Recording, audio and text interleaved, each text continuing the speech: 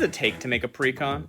A lot of Commander Precons don't have all the included cards fit a narrative theme, but usually Universes Beyond Precons are total conversions, with every reprint fitting by name and type line with new art to fit the universe they're portraying. For Final Fantasy, there were 4 of these total conversion Precons, and since my favorite wasn't among them, it got me thinking what its Precon would have looked like.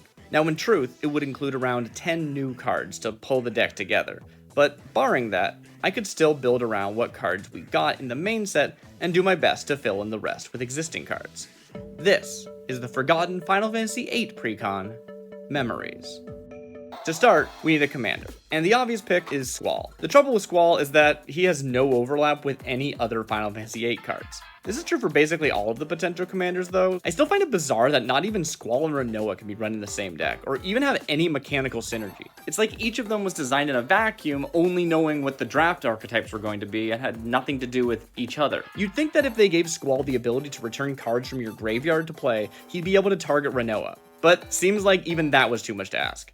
They did my fave dirty, honestly. So I started building around Squall, ignoring any cards that made reference to non-Final Fantasy lore or portrayed character types not found in the game. The building of the deck was really fun, actually. It gave me a whole new perspective on what it means to build a full conversion Precon. For my final list, I have justifications for every card, what place, event, item, or character it's meant to be.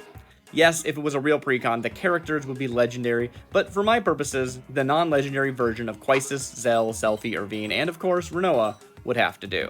That said, even I didn't make Rinoa a card that Squall could target.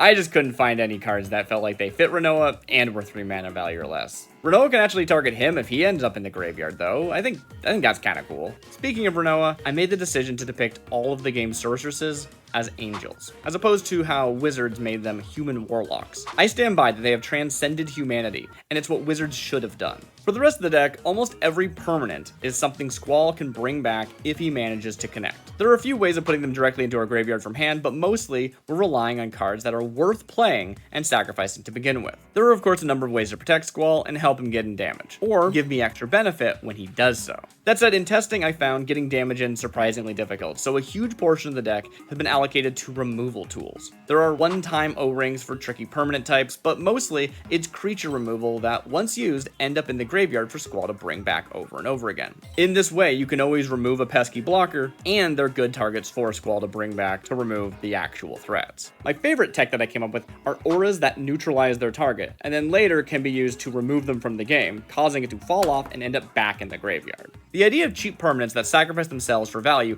extends to our land base, either fetch lands that turn Squall's damage trigger into ramp, or utility lands getting us things like extra card draw. This makes our Ravine stand-in, Sand Scout, one of my favorite cards in the deck, giving us added value the first time we sacrifice a land each turn.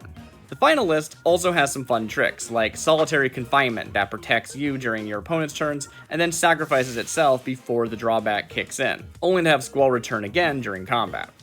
Or, if you can set it up, Out of Time, phasing out all creatures, then using Seal of Cleansing to destroy it on your turn, phasing Squall back in before combat to return both the Out of Time and Seal of Cleansing every turn. After seeing these loops in action, I got worried about stalling the game without sufficient finishers. So, if the game goes long, you can always call upon Odin. We already have a suite of equipment to help Squall get through, so by moving them over onto Odin, or having someone else pick up Xantotsuken itself, if it ends up in a 1v1, we can get in and close out the game.